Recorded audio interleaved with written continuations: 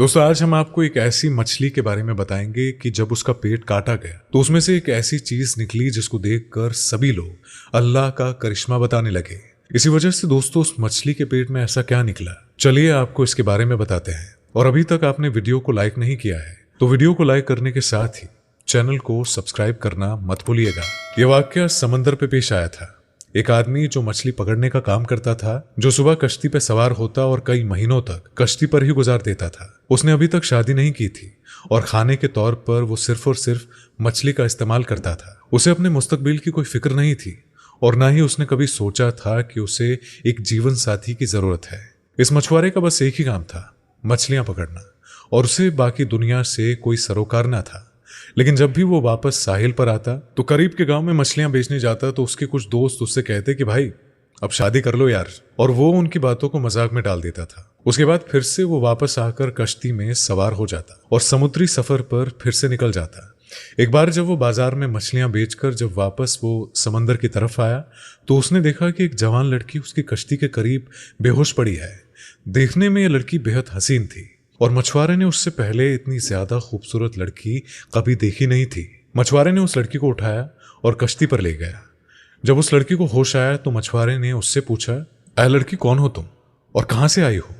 जिस पर उस लड़की ने जवाब दिया कि मेरी मां मर चुकी है और मेरा जालिम बाप मुझ पर जुल्म सितम करता है और आज उसने मुझसे बदकारी करने की कोशिश की तो मैं घर से भाग निकली। साहिल पर समंदर पर पहुंचकर साहिल के साथ साथ दौड़ती चली गई और यहां तक कि गिरकर बेहोश हो गई।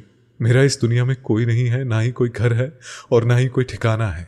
तो प्यारे दोस्तों, वो मछुआरा तो पहले ही उसके हुस्न को देखकर उस पर फिदा हो चुका था। उसने नौजवान लड़की से निकाह का फैसला कर लिया।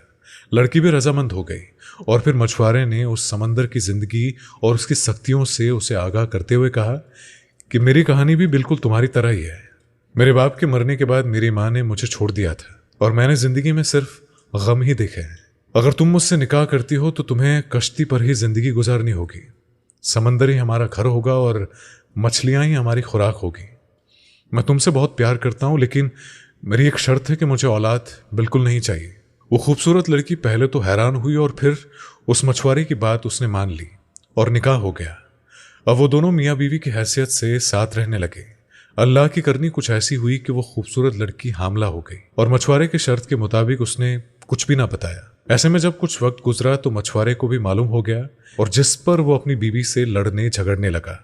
लेकिन अब ऐसे में कुछ नहीं हो सकता था। 9 महीने के बाद उस लड़की ने एक खूबसूरत सी लड़की को जन्म दिया तो मछुआरा अपनी छोटी बेटी को देखकर हैरान रह गया। वो बिल्कुल अपनी माँ की तरह बहुत ही ज्यादा खूबसूरत थी। नीली नीली उसकी आंखें थी, चौड़ा उसका माथा था।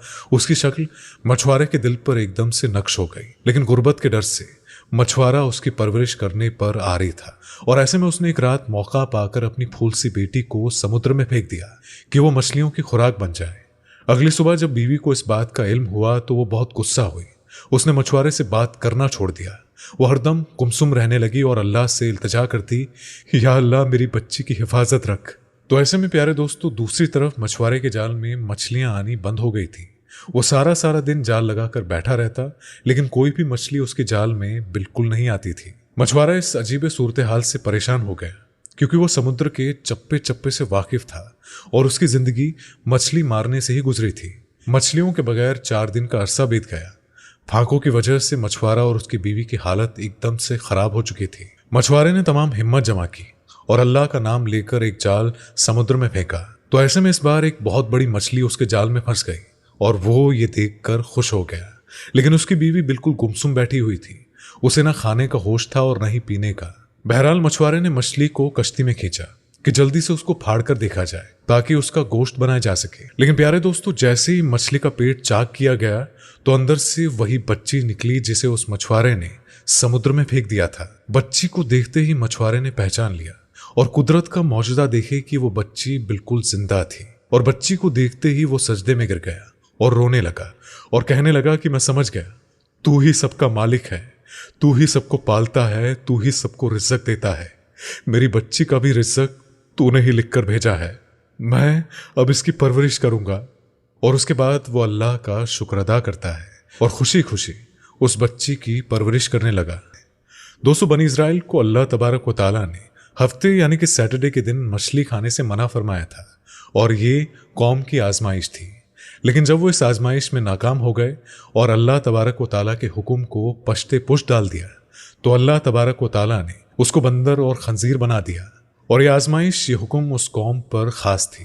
उम्मत मोहम्मदिया के लिए हुक्म नहीं है, और इस्लाम की बाजी हुक्म आने के बाद पहली उम्मतों और उनके अहकाम को नेकी समझकर इख्तियार करना, इसका हमारी शरीयत में इल्तिजा नहीं किया गया है, क्योंकि कुरान पाक और हदीस नबी सल्लल्लाहु अलैहि वसल्लम में मना किया गया है। और हफ्ते वाले दिन बिना किसी तरद्दुद के मछली खाना जायज़ है। और अगर कोई शख्स उस दिन मछली खाना बेहतर नहीं समझता है या कराहत में सोच करता है, तो उसका तर्ज अमल इस्लामी तर्ज अमल नहीं है। तो प्यारे दोस्तों, दुआ है कि अल्लाह पाक हमें इस्लाम पर चलने की तौफीक अता फरमाए।